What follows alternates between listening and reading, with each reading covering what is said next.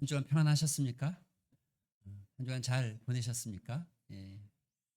우리가 살아가면서 우리 많은 결심들을 할 때가 많습니다. 이런저런 결심, 예를 들면 내일부터는 좀 운동해야 되겠다, 이런 결심을 하고, 또 저녁에는 절대 먹지 말아야지, 이런 결심도 좀 해보고, 어떤 분은 늦은 시간까지 핸드폰 보는 거 하지 말아야지, 심지어 어떤 분은 핸드폰 딱 켜면서 딱 10분만 봐야지 하고도 이것도 잘 안 지켜질 때가 많죠. 가족에게나 친구에게나 이웃에게 따뜻하게 말하고 싶고 웃어주고 싶다, 웃어야 되겠다라고 결심할 때가 많습니다. 그리고 이런 결심들은 모두 진심으로 하는 결심이 맞을 것입니다. 그런데 문제는 막상 그 순간이 되면 여러분, 우리가 결심대로 합니까? 우리는 무엇이 더 나은 것이고 또 무엇이 더 옳은 것인지를 압니다. 어떻게 행동해야 되는지를 압니다. 그러나 아는 대로 사라지지 않을 때가 많습니다. 또 그래서 우리는 가끔 스스로에게 이런 질문을 할 것 같아요. 나는 왜 내가 원하는 대로, 내가 마음먹은 대로, 내가 결심한 대로 잘 되지 않는 것이지? 왜 그렇게 살지 못하지? 여러분, 이런 고민은 우리만 하는 것은 아니었던 것 같습니다. 초대교회의 그 가장 위대한 교부 중에 하나가 신학자이기도 한데 아우구스티누스, 여러분이 잘 아는 이름은 성 어거스틴, 이렇게 돼 있어요. 성 어거스틴, 잘 아는, 들어본 이름이잖아요. 그런데 그가 젊은 날에 있었던 갈등 속에서 이런 고백이 있었는데, 그는 하나님께 돌아가야 한다는 것을 알았고 자신의 삶이 변화해야 된다는 것도 알았습니다.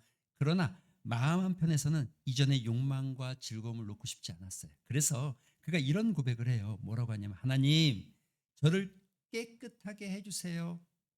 그러나 아직은 말고요. 여러분, 이 고백이 좀 우습죠. 예, 변화되고 싶지만 당장은 욕망을 내려놓고 싶지 않고, 하나님을 원하지만 자신이 좋아하는 삶도 놓고 싶지 않은 마음. 여러분과 저와 같은 우리 마음, 똑같은 마음. 주님, 제 성격이 좀 변했으면 좋겠어요. 하지만 지금 제가 분노하는 건 이거 정당한 거잖아요. 주님, 저 사람을 용서하고 싶어요. 하지만 이 일은 저 사람이 먼저 나한테 이야기해야 되는 거 아닙니까? 주님, 이 문제를 주님께 맡기고 싶어요. 하지만 그러나 제가 계획한 방법대로 이루어졌으면 좋겠어요. 우리는 옳은 것을 압니다. 좋은 것을 압니다. 옳은 것을 알면서도 따르지 못합니다. 하지 말아야 한다는 것을 알면서도 반복합니다.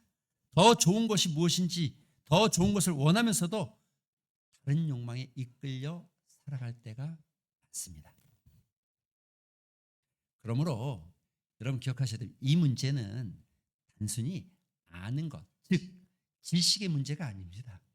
이건 지식의 문제가, 알고 모르고의 문제가 아닙니다. 이건 여러분, 우리의 마음의 문제입니다. 여러분, 이건 우리의 마음의 문제입니다. 그런데 성경은요, 마음을 단순히 우리 감정이 있는 곳, 마음이 단순히 무슨 어떤 기분과 감정만을 나타내는 공간으로 말하지 않습니다. 마음은요, 우리가 무엇을 사랑하는지, 우리가 무엇을 두려워하는지, 우리가 무엇을 붙들고 살아가야 하는지를 결정하는 삶의 중심으로 말합니다. 그래서 마음의 문제는 단순히 성격이나 기분의 문제가 아닙니다. 삶의 방향을 결정하는 아주 중요한 마음의 문제는 영적인 문제입니다. 영적인 문제. 마음에 일어나는 갈등과 선택은 우리가 어떤 삶을 살아가고 어떤 방향을 걸어갈 것인지를 보여줍니다. 화가 날 때 분노가 이끌어가는 방향으로 갈 것인지, 아니면 사랑과 온유의 방향으로 돌이켜 갈 것인지, 다른 사람이 인정받을 때 시기와 비교의 방향으로 내가 나아갈 것인지, 아니면 진짜 함께 기뻐하고 축복하고 함께 즐거워할 것인지. 일이 뜻대로 되지 않을 때 우리는 불안과 또 뭔가를 통제하려고 하는 통제의 방향으로 갈 것인지, 아니면 하나님을 신뢰하며 맡기는 방향으로 걸어갈 것인지. 여러분, 중요한 것은 마음속에 갈등이 있느냐 없느냐만이 아닙니다. 그 갈등 속에서 내가 어떤 방향으로 선택하고 걸어가고 있는지가 중요합니다. 우린 지난 시간에 이 6월달 들어서서 복음으로 사는 사람이라는 시리즈, 오늘은 세 번째죠. 그래서 첫 번째 우리는 이런 이야기를 나눴습니다. 누가 죽었습니까? 우리 안에 있는 어떤 자아가 죽었습니까? 두 번째 우리가 이런 얘기를 같이 나누었죠. 누가 살고 있습니까? 예수 그리스도와 함께 십자가에 못 박히신 이후에 누가 살고 있습니까? 바울이 고백한 것처럼 이제는 내가 사는 것이 아니요 내 안에 그리스도께서 사신 것이라. 내 안에 그리스도께서 살고 계십니까? 그래서 우리 삶의 사랑과 자기 버림과 십자가 흔적이 좀 나타나고 있습니까? 오늘은 이 세 번째 질문입니다. 누가 죽었는가? 누가 살았는가? 그리고 이 세 번째 질문 이겁니다. 그렇다면 누가 죽고 누가 살았다면, 그렇다면 복음의 사람은 실제로 어떻게 살아가야 합니까? 여러분과 제가 읽은 오늘 본문에는 명확한 답을 하나 주고 있습니다. 이렇게 말하고 있어요. 뭐라고요? 너희는 성령을 따라. 본문의 배경이 그렇습니다. 여러분, 지난 시간에도 잠깐 설명했지만 갈라디아 교회는 건강한 교회였음에도 불구하고 그 안에 여러분 조금 이상한 사상들이 들어옵니다. 뭐냐면 율법을 따라야 된다, 또 할례를 받아야 된다, 이런 가르침과 가치관들이 자꾸 생겨나면서 이 성도들이 뭐가 좋은 것인지 어떻게 해야 되는지 갈등하기 시작합니다. 바울은 사람이 의롭게 되는 것은 율법의 행위가 아니다, 오직 예수 그리스도를 믿어야만 된다라는 얘기를 하고 있는 거예요. 그게 갈라디아서 1장에서부터 이어져 오는 이야기입니다. 그런데 그렇게 예수 그리스도를 믿는 그 믿음 안에서 우리의 삶은 어떤 삶이 되어지는가? 여러분, 오늘 본문 읽진 않았지만 그 5장 1절에 이렇게 말하죠. 그러므로 그리스도께서 우리를 자유롭게 하려고 자유를 주셨다, 이렇게 말하고 있어요. 자유롭게 하려고 자유를 주셨다. 이는 더 이상 율법 아래 있는 것이 아니라는 거죠. 율법의 종로로 탈 필요가 없다는 거죠. 자기의 행위로 의롭다함을 얻으려 애쓸 필요가 없다는 뜻입니다. 그리스도 안에서 이미 우리는 의롭게 되어졌고 이제는 은혜 안에서 하나님께 순종하며 살아가는 기쁨을 누리게 되었다는 거죠. 그러나 문제는 이거죠. 이 자유라고 말하는 게 여러분 어떤 게 진정한 자유냐는 거예요. 자유니까 마음껏 해도 되냐는 거예요. 자유니까 내가 대충 마음껏 해도 되냐는 거예요. 이미 은혜로 내가 구원받은 사람인데 뭐 이미 내 죄가 사해졌고 내가 어떻게 해도 문제가 없는데. 그래서 바울은 자유를 주었지만 이렇게 말합니다. 여러분 13절에 보면 읽지 않았지만 그 자유로 육체의 기회를 삼지 말아라. 그 자유로 육체의 기회를 삼지 말고 오직 사랑으로 서로 종노릇하라. 사랑하는 성도 여러분, 복음이 주는 자유는 내 욕망대로 살아갈 수 있는 자유가 아닙니다. 자기의 욕망 속에서 죄와 자기 중심적인 삶으로 끌려가지 않고 사랑으로 하나님과 이웃을 섬기며 사랑으로 종노릇하는 자유입니다. 종이 된 거예요. 그런데 어떻게 된 거예요? 누군가 나를 끌어와서 억지로 된 게 아니라, 내가 하기 싫은데 억지로 한 게 아니라 하나님의 은혜가 나로 하여금 종노릇하게끔 했다는 거예요. 내 스스로 내 선택 가운데 내가 낮아졌고 내가 종노릇 되어지는 자리로 나아갔다는 거죠. 그게 내 자유 안에서 이루어졌다는 고백이죠. 그리고 바울은 이렇게 말합니다. 그런데 그런 고백 속에서 살아가는 이 갈라디아 교인들이 그럼에도 불구하고 갈라디아 교회 안에는 여러분 분열과 다툼과 성도들 안에 성숙하지 못한 모습들이 있었던 것이 분명합니다. 그래서 바울은 15절에 이렇게 얘기해요. 여러분, 우리가 바로 읽지 않은 바로 앞절인데 15절 이렇게 말해요. 만일 서로 물고 먹으면, 물고 먹는다는 것은 뭐 피자를 나눠 먹고 이렇게 뜯어 먹는다 이런 뜻이 아닙니다. 이걸 조금 편하게 딱 하면, 여러분, 헐뜯고 해친다면, 만일 서로 헐뜯고 해친다면 어떻게 된다고요? 서로 피차 멸망할까 조심해라, 이렇게 말하고 있죠. 그리고 복음을 고백했지만 서로 말로 상처를 주고, 자유를 말하지만 사랑하지 못하고, 믿음을 말했지만 서로 시기하고 다투는 이들 가운데 이런 문제 가운데 있는 거, 이 문제가 단순히 그냥 어떤 예절의 문제이거나 성격이 조금 안 바뀌어져서의 문제가 아니라 바울은 이 문제가 너희가 너희의 삶의 방향이 지금 어디를 따라가고 있는 문제, 성령을 따라가고 있냐 아니면 육체를 따라가고 있냐, 이렇게 평가하고 있는 거예요. 그래서 여러분 오늘 본문에 바울이 만약에 여기에 바울이 서 있었다면 가장 목에 힘을 가득 주고 단호하게 외쳤을 거예요. 뭐라고요? 성령을 따라 행하십시오. 성령을 따라 행하십시오. 여러분 이 말의 의미가 바로 이와 같은 전제를 가지고 있습니다. 성령을 따라 산다는 게 도대체 뭡니까? 16절과 17절 이렇게 말합니다. 내가 이르노니 너희는 성령을 따라 행하라. 그리하면 육체의 욕심을 이루지 아니하리라.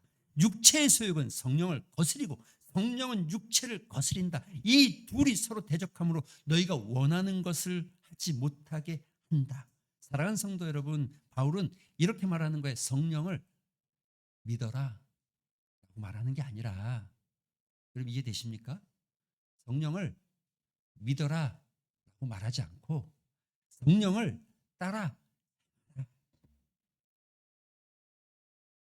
성령을 따라 산다는 것은 마음속으로 성령의 존재를 인정하는 데서 끝나는 것이 아닙니다.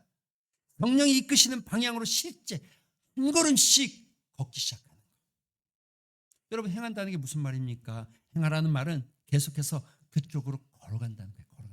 한 번의 목적지까지 도달했다는 것이 아니라 그 방향을 선택하고 그 방향으로 걸어가는 거예요.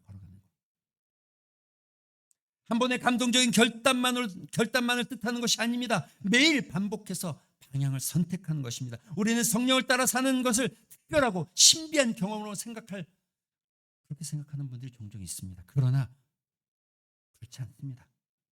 기도 중에 뜨거운 감동이, 찬양 뒤에 뜨거운 눈물이 흘리는 것이 어떤 성령의 특별한, 아니면 성령의 특별한 음성을 듣고, 물론 성령께서 우리 가운데 이런 역사들을 만들어 가시기도 합니다. 그리고 저는 여러분의 삶 가운데 이런 은혜들이 주어지길 소망합니다. 그러나 여러분 오늘 본문은 성령을 따라 사는 것은 성령을 따라 그분과 함께 걷는 것, 걸어가는 것. 할렐루야. 화를 내고 싶은 순간에 입술을 멈추는 것, 험담하고 싶은 순간에 말을 삼키는 것, 사과하고 싶지 않지만 먼저 손 내미는 것, 사람의 칭찬을 받고 싶지만 아무도 보지 않지만 그 자리를 지키고 충성스럽게 다하는 것, 내가 옳다고 증명하고 싶지만 관계를 살리기 위해서 말을 아끼는 것. 성령을 따라 사는 삶은 어떤 특별하고 대단한 사건보다 너무 일상적이고 너무 삶의 작은 선택들로 이루어져 있습니다.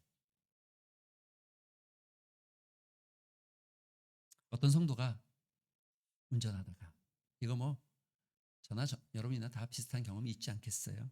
옆차가 갑자기 쫙 끼어들었어요. 위험하기도 하고 기분이 굉장히 나빠요. 순간 놀랐어요. 그 순간 반사적으로 분노가 확 올라옵니다. 경적을 길게 울리고 싶은 마음이 쫙 올라옵니다. 저 앞질러 가서 한마디 해주고 싶습니다. 옆에 가서 창문 내리고 한마디 해주고. 그런 눈으로 보면 안 돼요. 다 그런 적이 있잖아요. 여러분 다 있잖아요. 왜 저만 그런 것처럼. 여러분 그렇게 보시면 안 돼요. 잠시 멈춥니다. 내가 지금 이 분노를 따라갈 것인가? 이 반응이 나와 다른 사람을 안전하게 만드는 것인가? 이 순간 성령께서 원하시는 방향은 무엇일까? 여러분 그런데 이렇게 우리가 선택을 하고 따라가지도 않고 경적 돌리지 않고 조용히 그래 이렇게 했어도 아무도 여러분에게 박수 쳐주지 않습니다. 아무도 여러분에게 잘했다고 말해주지 않습니다. 누구도 그것을 대단한 신앙이라고 말하지도 않습니다. 야, 그대의 신앙은 참 놀랍습니다라고 표현하지 않습니다. 뭐 놀라우려면 적어도 뭐 한 40일 정도 금식으로 기도하고 3박 4일 정도 뜬 눈으로 기도하고 성령의 음성을 분명하게 막 들려지고 이러면 좀 놀라운, 대단하다, 박수 쳐줄지 모르지만, 여러분 우리가 그 순간 작은 분노를 참았다고 누구도 우리에게 박수 쳐주지 않습니다. 그러나 그 짧은 순간 육체 욕망이 이끄는 그 방향으로, 아니죠, 성령이 이끄는 방향으로 한 걸음 내딛기 시작한 거 주님이 아십니다. 가정에서도 마찬가지고 직장에서도 마찬가지 아니겠습니까? 가족에게도 가까운 사람들에게도 내 마음을 몰라주는 것 같고, 그래서 말이 목 끝까지 올라옵니다. 너는 왜 항상 이러냐? 내가 너 때문에 얼마나 힘든지 아냐? 그러나 말하기 전에 잠시 멈춥니다. 내가 지금 하려는 말은 문제를 해결하기 위한 말인가, 아니면 상대를 힘들게 하고 아프게 하고 꼬집기 위한 말인가? 말의 강도를 조금 낮춥니다. 여러분, 사랑하는 성도 여러분, 이것이 성령을 따라 걷는 삶이 아니겠습니까? 감정이 전혀 일어나지 않는 것이 아니에요. 우리는 감정적인 사람들이거든요. 하나님께서 우리를 감정적인 동물로, 그런 인간으로 만들어 놓으셨거든요. 그러나 화가 없어지는 것도 아니지만, 그러나 감정이 나를 이끌고 가도록 내버려 두지 않고 그 순간 성령이 이끄시는 방향으로 나아가기를 선택하는 것. 성령을 따라 걷는 사람도 화가 날 수 있습니다. 섭섭할 수 있습니다. 비교하는 마음이 올라올 수 있습니다. 그러나 그 감정과 욕망을 즉시 행동으로 옮기지 않는 것, 잠시 멈추는 것, 그리고 이 방향으로 가는 것이 맞는지 조용히 성령께 묻는 것.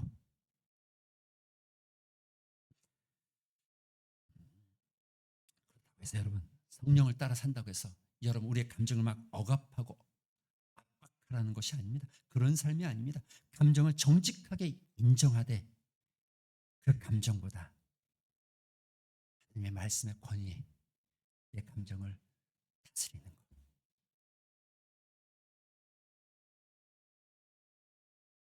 복음의 사람이 복음으로 산다는 것은 매일 물어야 할 질문이 생겨납니다. 매일 매 순간 우리에게는 물어야 될 질문이 생겨납니다. 지금 내 감정이 어느 방향으로 흘러가고 있는지, 어느 방향으로 이끌려 가고 있는지, 그리고 또 물어야 합니다. 성령님께서는 지금 나를 어떤 방향으로 이끄시기를 원하십니까? 여러분, 오늘 본문은요, 그 방향의 모습이 너무나 적나라하게 기록되어 있어요. 19절부터 23절까지 이렇게 말하죠. 먼저 육체의 일을 보십시오. 음행과 더러운 것과 호색과 우상숭배, 주술과 원수 맺는 것과 분쟁, 시기, 분냄과 당짓는 것과 분열함과 이단과 투기와 술 취함과 방탕함. 그런데 여러분, 우리가 이 본문을, 이 목록을 읽을 때마다, 이 목록을 눈에 들일 때마다 우리는 그 앞에 부분만 눈에 머무는 것 같아요. 그래서 여러분, 나는 음행하지 않았다, 나는 우상을 숭배하지 않았다, 나는 술 취하지도 않았고 방황하지도 않았다, 그러면서 자신은 이 말씀과 크게 관계가 없는 것처럼 생각할 때가 좀 있죠. 그러나 목록의 중간을 보십시오. 여러분 잘 보셔야 됩니다. 원수 맺는 것, 분쟁, 시기, 분냄, 당치는 것, 분열과 투기, 이런 것들은 모든 관계 속에서 나타나는 죄의 형태입니다. 다른 사람을 오래 미워하는 것, 내가 옳다는 것을 주장하며 다투는 것, 다른 사람이 잘 되는 것을 불편해하는 것, 화를 절제하지 못하는 것, 내 편과 너의 편을 나누는 것, 이런 일들은 세상에서만 일어나는 것이 아닙니다. 가정에서도, 교회에서도, 성도들 안에도. 그래서 우리는 얼마든지 기도하면서도 사람을 미워할 수 있습니다. 봉사하면서도 다른 사람을 시기하기도 합니다. 성경을 많이 알면서도 자기 편을 만들고 적을 만들고, 옳은 말을 하면서도 공동체를 분열시키고. 그러므로 영적인 삶은 내가 얼마나 종교적인 말을 많이 하는가, 종교적인 행동을 많이 하는가로 판단되지 않습니다. 내가 어떤 열매를 맺는가로 판단되어집니다. 나더러 주여 주여 하는 자마다 다 천국에 갈 것이 아니니라. 주의 뜻대로 행하는 자들이어야 할지니라. 바울은 성령의 열매들이 이렇게 말합니다. 성령의 열매들이라고 말하지 않고 성령의 열매 단수라고 말합니다. 9가지가 서로 연결되어 있는 것이고 한 나무 안에서 열리는 여러 가지의 열매 모양이겠죠. 성령께서 한 사람 안에서 만들어 가시는 아마 하나의 그리스도인다운 모습, 그리스도인다운 성품으로 그 인격을 표현하는 것 아니겠습니까? 그 열매의 방향은 9가지지만 3가지로 나누어서 우리가 생각할 수 있습니다. 첫째는 마음의 중심을 붙드는 열매일 것입니다. 사랑과 희락과 화평. 사랑은 단지 좋은 감정을 품는 것이 아닙니다. 사랑은 상대방이 사랑받을 만한가 계산하기 전에 그 사람에게 필요한 진정한 선한 것이 무엇인지를 선택하고 행하는 행동입니다. 희락은 모든 일이 잘 되어서 웃는 기분을 뜻하지 않습니다. 상황이 어렵더라도 하나님께서 나를 버리지 않으셨음을 기뻐하며 깊은 확신 가운데 거하는 기쁨입니다. 화평은 갈등이 전혀 없는 상태가 아닙니다. 상황이 흔들려도 하나님과 관계 안에서 마음의 중심을 잃지 않는 모습입니다. 성령께서는 우리 안에서 역사하시며 환경이 곧바로 바뀌지 않아도 마음의 중심이 달라지지 않습니다. 마음의 중심이 달라지지 않습니다. 문제가 있어도 사랑할 수 있습니다. 눈물이 있어도 소망을 잃지 않습니다. 상황이 불편하고 불안정해도 평안을 잃어버리지 않으려고 붙잡고 있는 것. 사랑과 희락과 화평. 두 번째는 다른 사람과의 관계와 삶에서의 태도의 열매 아니겠습니까? 오래 참음, 자비, 양산.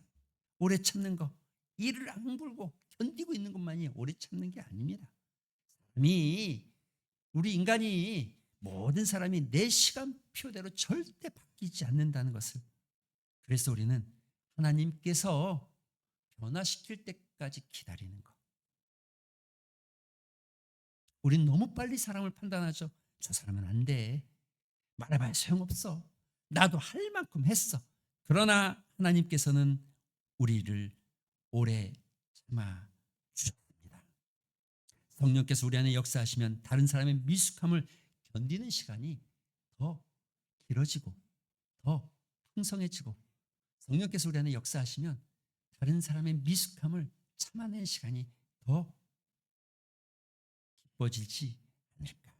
자비는 연약한 사람을 통해 마음이 움직이는 것입니다. 연약한 사람을 향한 마음이 움직이는 것입니다. 왜 저렇게밖에 못할까라고 정지하기보다 무슨 아픔이 있기 때문에 저렇게 반응할까라고 생각해 보는 것입니다. 양선은 마음속에 좋은 의도를 실제 선한 행동으로 옮기는 것입니다. 걱정만 하는 것이 아니라 여러분 전화하는 것입니다. 기도만 하겠다고 말하는 데서 멈추지 않고 여러분 손 내밀어 주는 것입니다. 어려운 이웃을 보면 안타까워하는 데서 끝나지 않고 실제로 도우려는 마음을 돕는 것입니다. 성령의 열매는 마음속 아름다운 생각으로만 머물지 않습니다. 관계 속에서 구체적으로 행동하게 합니다. 세 번째, 충성, 온유, 절제입니다. 이것은 나 자신을 다루는 열매 아니겠습니까? 충성, 특별한 일에 크게 해내는 것만으로, 어떤 걸 크게 해냈다는 것만으로 충성이라고 말하지 않습니다.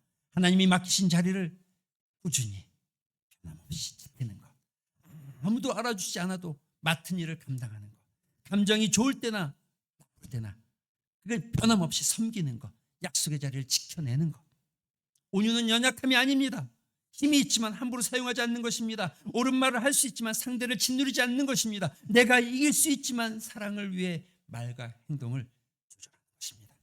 절제는 욕망이 시킨 대로 따라가지 않는 것입니다. 하고 싶다고 다 하는 것이 아닙니다. 말하고 싶다고 다 말하는 것이 아닙니다. 먹고 싶고 사고 싶고 보고 싶고 화내고 싶다고 그대로 따라가는 것이 아닙니다. 사랑하는 성도 여러분, 성령의 열매는 자유롭게 살 때 욕망의 노예가 아니라 성령을 따라 살아가는 삶입니다. 그래서 우리는 성령의 열매를 너무 익숙하게 들어와서 이 9가지 열매를 다 외우고 있고 아는 것 같은데, 중요한 건 아는 게 아니라 실제 우리 삶에서 이것이 익어지고 있는가, 실제 우리 삶에서 이것이 나타나고 이 열매가 익어지고 있는가. 여러분 질문해 보셔야 돼요. 요즘 내 안에 무엇이 자라고 있는지, 여러분 안에 어떤 게 자라고 있는지, 사랑이 자라고 있습니까? 아니면 미움이 자라고 있습니까? 희락이 자라고 있습니까? 아니면 불평이 자라고 있습니까? 여러분 질문해 보셔야 돼요. 내 안에 화평이 자라고 있습니까? 불안과 분쟁과 오래 참음이 자라고 있습니까? 아니면 조급함 때문에 온유가 자라고 있습니까? 분냄이 자라고 있습니까? 절제가 잘하고 있습니까? 욕망에 끌려가고 있습니까? 우리의 말보다 열매가 더 정직하게 말해줍니다. 오늘 본문의 25절. 성령의 열매는 만약 우리가 성령으로 살면 또한 성령으로 행할지니, 성령을 행한다는 말은 성령과 함께 발맞춰 나간다는 거죠. 이미 우리가 앞절에서 말씀을 나누었지만 여러분, 그분과 함께 발걸음을 맞추어 가는 것입니다. 말씀을 듣고 기뻐하고 순종하고, 회개하면 실패하면 회개하고 다시 순종하는 과정을 통해서 우리는 성령을 따라 나가기 시작합니다. 성령의 인도에 따라서 내 행동을 맞춰가기 시작합니다. 그러기 위해서 우리 삶에 몇 가지 좀 제한해 보고 싶은 마음이 듭니다. 첫 번째, 성령을 따라가기 위해서 여러분, 잠시 반응하기 전에 좀 멈추는 습관을 가져보면 좋겠습니다. 성령의 열매가 맺히기도 전에 우리는 너무 옛 습관대로 반응하기에 익숙해져 있다는 생각은 안 해보십니까? 잠시 한번 멈춰보시죠. 숨을 한번 골아보시고, 내 안에 불편한 마음이 올라오고 불쾌한 마음이 올라오고 분노의 마음이 올라올 때 잠시 숨을 고르고 짧게 기도하십시오. 성령님, 지금 제 마음을 보여주십시오. 성령님, 지금 내가 어떻게 반응하기를 원하십니까? 육체의 충동을 따라가는 것이 아니라 성령의 충동, 성령의 이끄심을 따라가기 위해서 잠시 좀,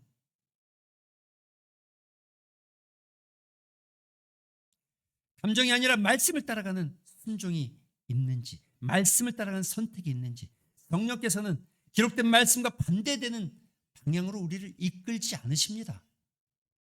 이 말씀은 성령께서 인도하는 그 삶 가운데 말씀의 순종이 반드시 묻어나 있다는 거예요. 그러므로 성령의 열매는 큰 결심보다 삶에서 실천해가는 작은 순종들이 모여지는 것. 마지막, 실패했을 때, 여러분, 우리 실패하죠. 또 넘어집니다. 또 넘어지고 또 넘어집니다. 넘어질 때 성령에 따라 실패한 사람은 화를 낼 수 있습니다. 상처를 줄 수 있습니다. 시기와 욕망이 올라올 수 있습니다. 그러나 실패했을 때 변명하지 않습니다. 오래 머물지 않습니다. 내가 지금 성령을 따르지 못했다는 것을 인정하고 회개합니다. 여러분, 회개는 초신자가 하는 믿음의 행동이 아니라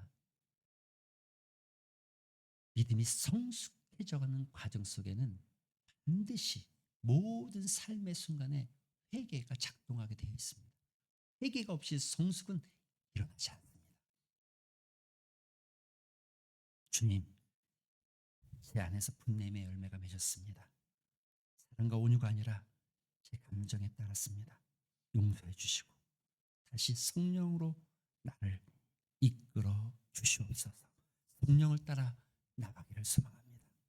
성숙은 한 번도 넘어지지 않는 삶이 아니라 넘어졌으나 빨리 깨닫고 솔직하게 회개하고 더 빨리 순종의 자리로 돌아서는 삶.